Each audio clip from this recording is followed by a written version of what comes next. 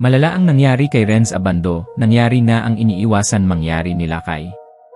Masaklap para sa ating kababayan, masama ang landing ng kanyang paa, natapilok, at nauwi sa injury, sa gitna pa mismo ng laban kung saan mainit ang kumpiyansa ng anyang. Sa simula pa lang ng laro, promising sana ang takbo para sa anyang Red Boosters. Ang outside shooting nila, on fire, at maaga ring nag-init ang kanilang import na si O'Brien, agad umakyat sa 12 points at dinala ang anyang sa comfortable lead. Pero hindi nagpaawat ang KCC.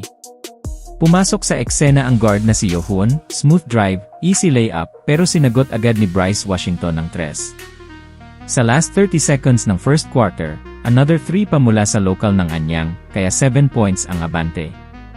Pagdating ng second quarter, back-to-back corner 3s agad para sa anyang, same spot, same result. Pero grabe rin ang sagot ni Yohun, pilit binabawasan ang kalamangan. Sa 6-minute mark, tapikan ng bola, napunta kay Import Shanlong, easy 2, baba sa 6 ang lamang. Then boom, Yohun for 3, baba sa 3. Unti-unti na silang kumakapit. At sa huling bahagi ng quarter, dahil sa turnovers at offensive foul ng anyang, tuluyang nakuha ng KCC ang lead. Huling 10 seconds pa lang ipinasok si Renz Abando, bumitaw ng 3 pero sablay. End of first half, 35-34, KCC na ang lamang. Sa third quarter, medyo hirap si Abando, may turnovers, kaya bumawi muna sa assists.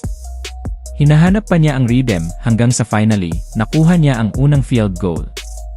Pero doon na nga nangyari ang kinatatakutan, mali ang landing, sakto sa paa ng kalaban. Biglang bumigay ang kanang paa niya, at doon naramdam ng lahat na hindi biro ang injury. Tahimik ang arena.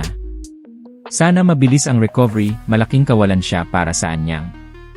Habang pilit bumabangon ang team, under 3 minutes, nag-init naman si William Navarro, isang long 2, tapos 3, 5 agad ang naibuhos. Sa fourth quarter, fearless drive naman si Yohun papasok sa paint. Unti-unting lumapit ang KCC, 64-62, 2 puntos na lang ang hinahabol. Pero doon na pumasok ang foul trouble ng KCC at free throws para sa anyang.